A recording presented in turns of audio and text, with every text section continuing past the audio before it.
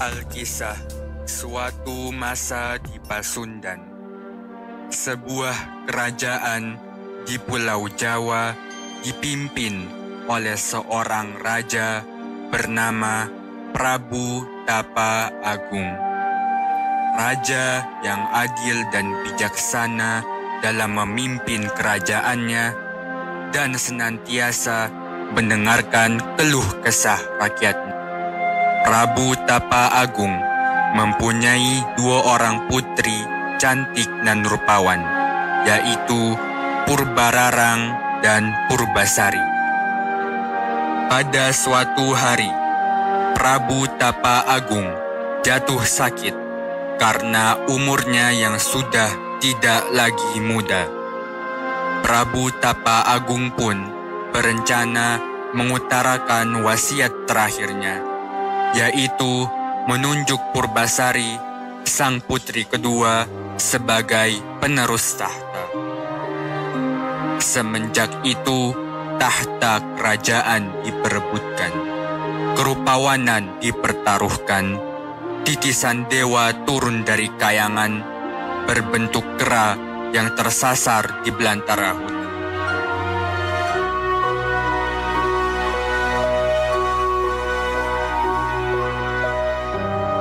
Waktu ayah sudah tidak lama lagi, wahai anakku, Purbasari. Jangan berbicara seperti itu, Ayahanda. Sebaiknya Ayahanda beristirahat daripada memikirkan hal-hal yang tidak pasti. Ayah memiliki satu permohonan untukmu. Wahai anakku, ayah mohon kabulkan permintaan ayah ini. Aku akan berusaha mengabulkan permintaanmu, Ayahanda. Tapi permintaan apa yang Ayahanda miliki? Ayah ingin kamulah yang mewarisi tahta dan menggantikan ayah memimpin kerajaan ini, Purbasari. Ayahanda, apakah Ayahanda yakin? Lantas bagaimana dengan Kak Purbararang? Ia lebih pantas mewarisi tahta kerajaan dibandingkan aku, Ayahanda. Purbasari, anakku, ayah percaya kamu mampu memimpin kerajaan ini dengan adil dan bijaksana. Ayah berharap kamu bisa memenuhi permohonan terakhir ayah ini. Ayahanda? Ayahanda! Tidak!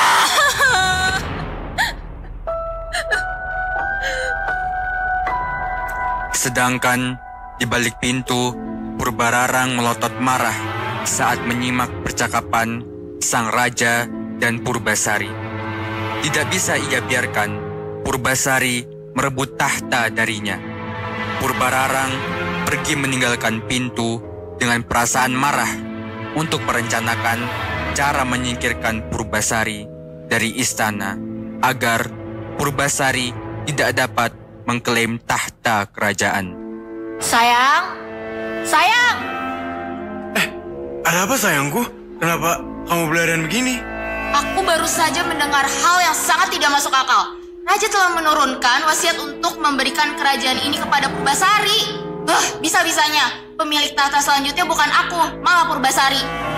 Purbararang pun menceritakan semua hal yang didengarnya di balik pintu kamar raja. Indrajaya tidak percaya tentang apa yang ia dengar. Untuk mempertahankan kepemilikan mereka akan tahta, Purbararang dan Indrajaya merangkai rencana untuk mencelakakan Purbasari. Hal ini tidak bisa dibiarkan saja sayangku. Kita harus mencari cara untuk menyingkirkan Purbasari bagaimanapun caranya. Dengan otak licik Purbararang, datanglah mereka kepada dukun yang konon katanya merupakan dukun tersakti di kerajaan tersebut. Mereka datang berdua dengan penyamaran sempurna agar tak terlihat oleh siapapun. Sampailah mereka pada tempat persemayaman sang dukun. Wahai sang dukun sakti, aku memiliki permintaan untukmu. Aku ingin kamu mencelakakan gadis ini. Buatlah dia sangat buruk rupa sehingga dia enggan untuk keluar dari rumahnya. Gadis ini sangat cantik jelita dan akan membutuhkan kerja keras lebih agar aku bisa mengubahnya menjadi buruk rupa. Tetapi hal tersebut tentunya tidak mustahil bagi aku, sang dukun paling sakti di kerajaan ini. Tapi bayaran yang dibutuhkan tentunya tidak sedikit. Sanggupkah kamu membayarnya, wahai noda muda? Tentu saja aku mampu. Kamu pikir aku ini siapa? Ayo segeralah berikan gadis ini penderitaan yang sangat menyakitkan. Terbentuklah kesepakatan untuk mencelakakan Purbasari antara dukun tersebut dengan Purbararang. Dengan membayar harga yang besar, Purbararang pun berhasil memberikan kutukan mengerikan kepada Purbasari.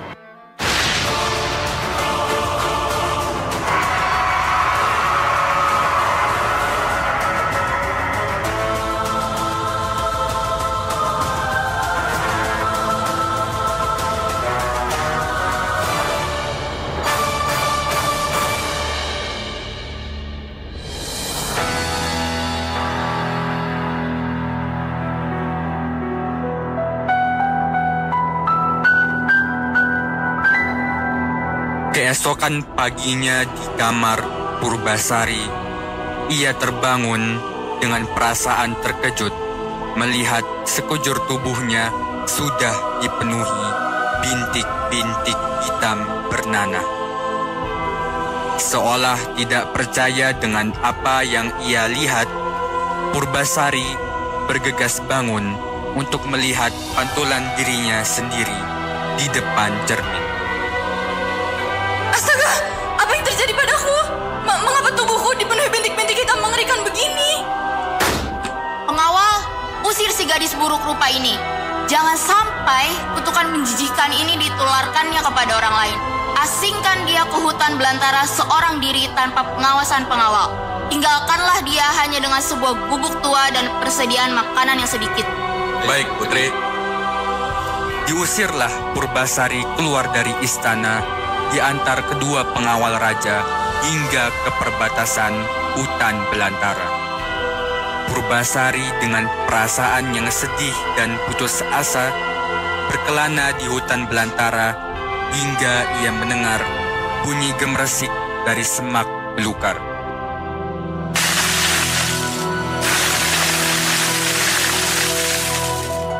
Hei, siapa di sana?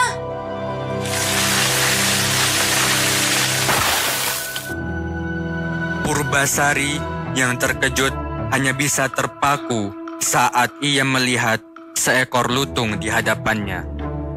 Sang lutung yang penasaran juga perlahan berjalan mendekat ke arah Purbasari. Purbasari yang ketakutan segera berlari ke belakang semak-semak untuk bersembunyi. Tenanglah, aku tidak akan menyakitimu. Apakah kamu tersesat? Apa yang kamu lakukan di tengah hutan belantara ini? Karena buruk rupa, aku diasingkan dari istana. Sekarang, aku tidak tahu harus pergi kemana. Mendengar kata buruk rupa dari gadis asing di hadapannya, membuat sang lutung merasakan perasaan senasib.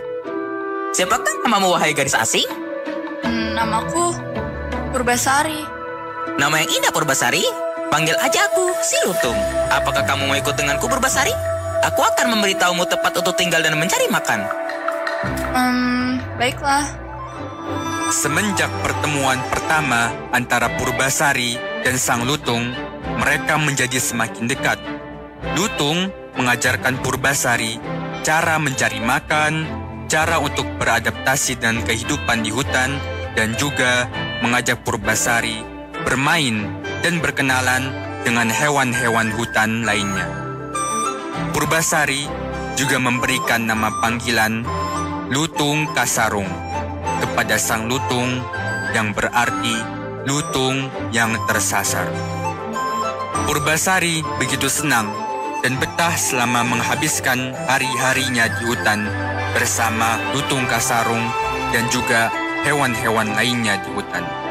Namun, di balik segala senyuman dan tawa Purbasari, ia selalu merintih dan menahan sakit setiap malam akibat penyakitnya yang selalu bertambah parah setiap malam.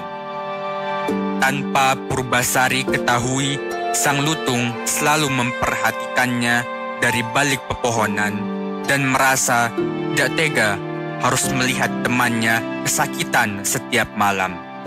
Saat sang lutung sedang termenung memikirkan cara untuk menolong Purbasari, kedua anak buahnya sedang berbincang tentang rumor yang sedang beredar di seluruh penjuru hutan tentang telaga yang katanya dapat menyembuhkan segala kutukan dan penyakit.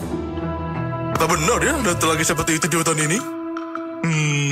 Mungkin saja rumor itu benar. Mungkin kita harus mencoba mencarinya. Aku sudah lelah menjadi monyet nih. Kalau jelek begini, bagaimana aku bisa dapat pasangan? Benar juga ya. Si bos juga harus kita ajak tuh. Dia kan sedang jatuh cinta dengan gadis itu. Mana mungkin dia bisa mendekati Purbasari dengan tampak seperti itu? Maksudnya? Ayah monyet. Wush, sudah. Mari kita cari telaga itu. Siapa tahu itu bisa melunturkan kutukan Purbasari.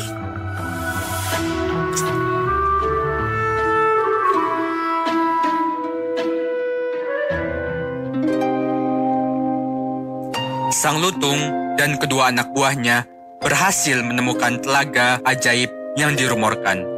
Dengan hati yang gembira, Sang Lutung membawa Purbasari ke telaga ajaib itu dan mengatakan bahwa Purbasari dapat membasuh luka-luka di kulitnya dengan air di telaga untuk menyembuhkannya. Purbasari yang nampak kebingungan hanya mengangguk dan menuruti perkataan Lutung Kasarung. Purbasari berlutut duduk di samping telaga dan perlahan-lahan mulai membasuh seluruh permukaan badannya dengan air telaga tersebut. Ajaibnya, penyakit kulit yang diderita Purbasari seketika sembuh dan kembali menampilkan wajah cantik jelita Purbasari. Sang Lutung seketika terpana dengan kecantikan Purbasari dan berseru-seru kegirangan. Aku sembuh! Diriku yang dulu telah kembali!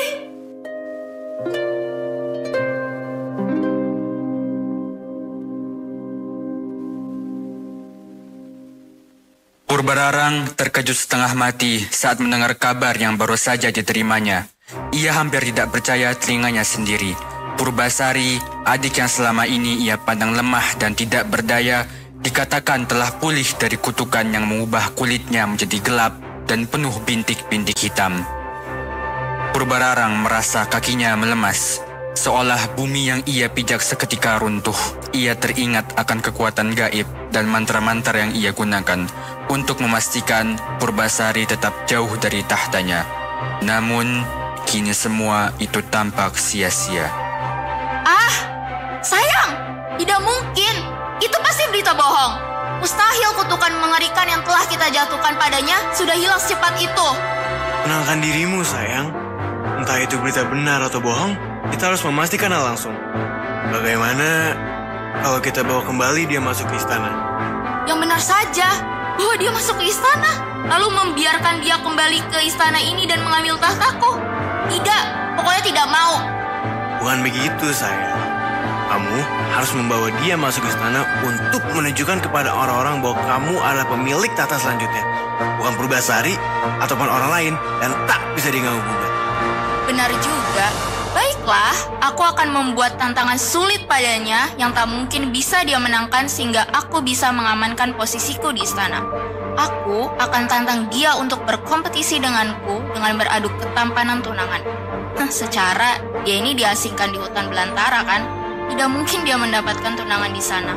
Apalagi bertemu seorang pria yang ketampanannya melebihi kamu, sayang. Sudah pasti aku yang akan memenangkan kompetisi ini. Cepat pengawal, sampaikan hal ini kepada Purbasari. Baik, Putri.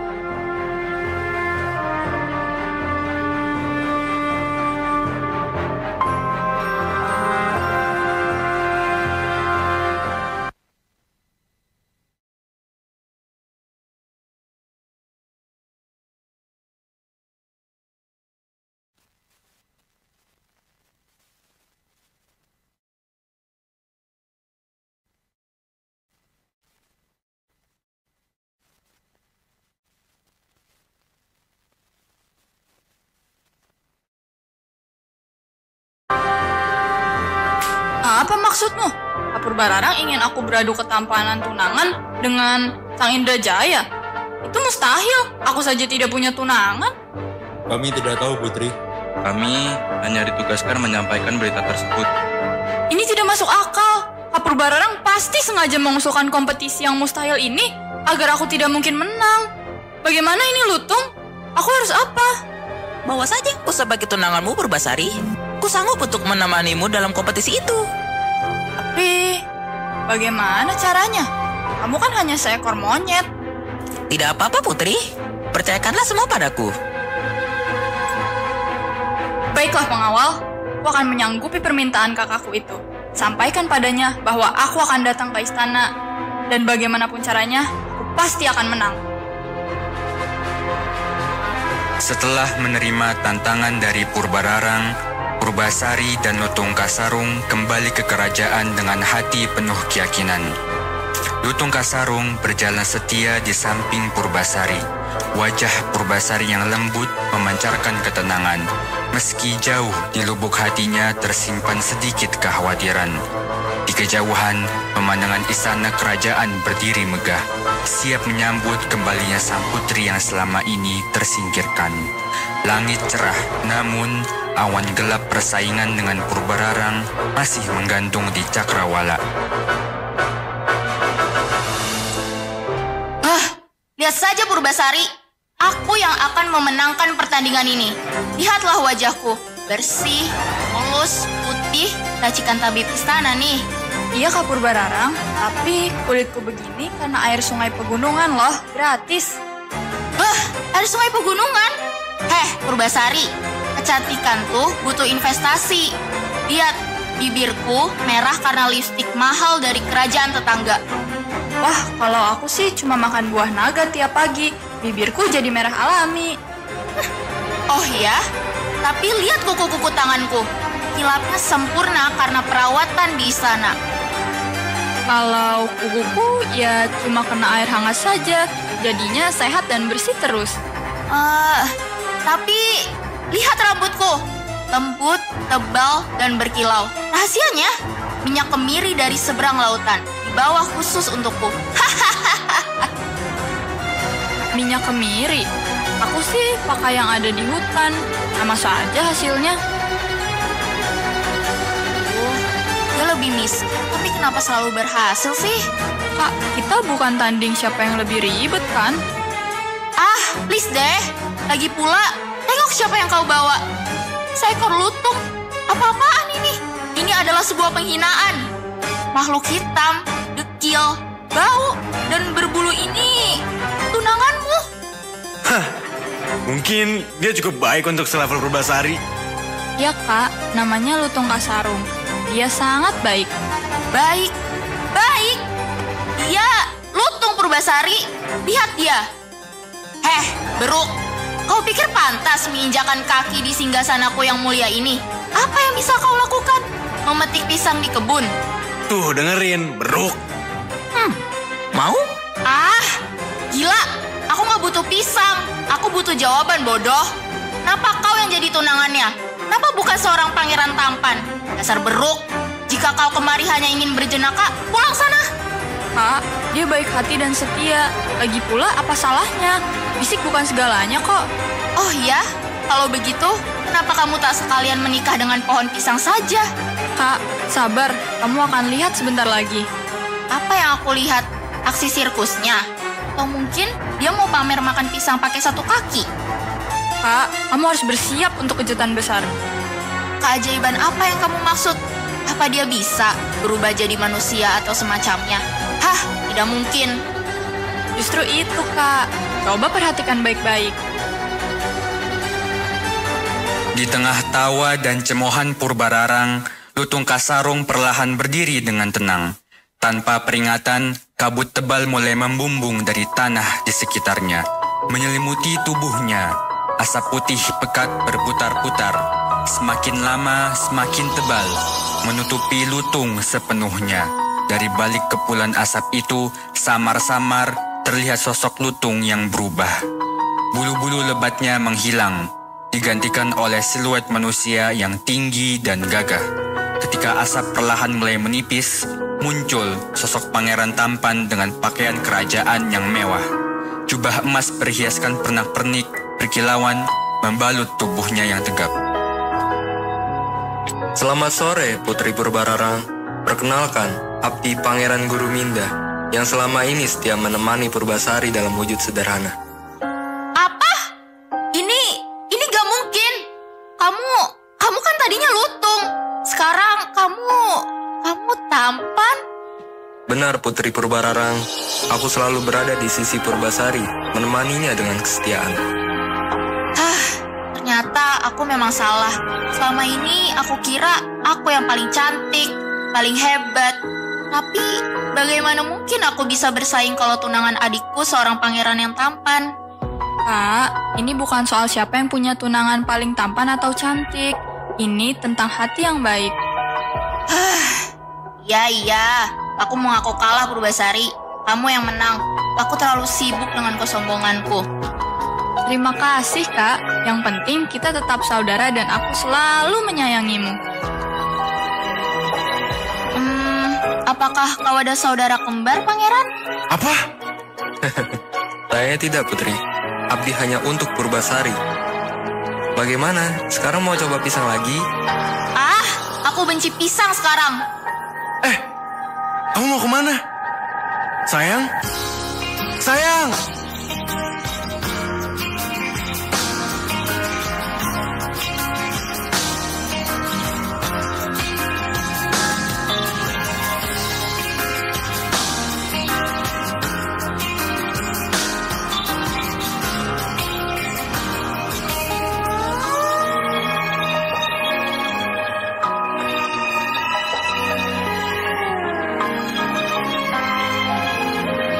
Ladies and gentlemen, we hope you enjoyed the show. And for our last performance, please give another round of applause for the class of 12C.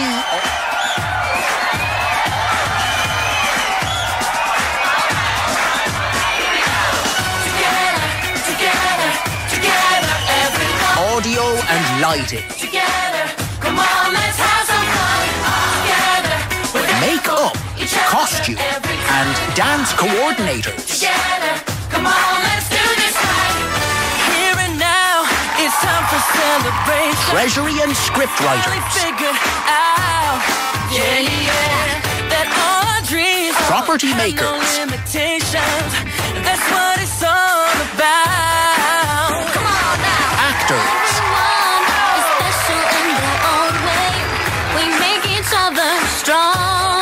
And our lovely directors. We're different in a